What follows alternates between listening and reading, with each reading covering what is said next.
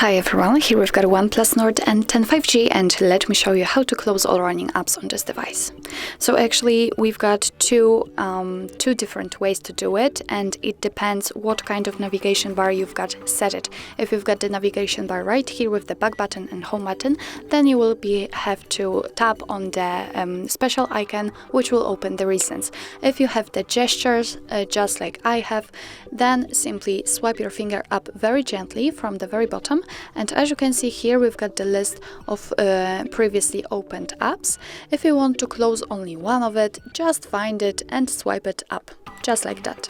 But if you want to close all of them with only one click, just tap on this X button right in the middle.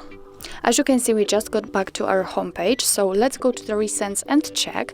So again, swipe your finger up very gently, and as you can see here, we've got no recent items, so it means that we successfully closed all running apps.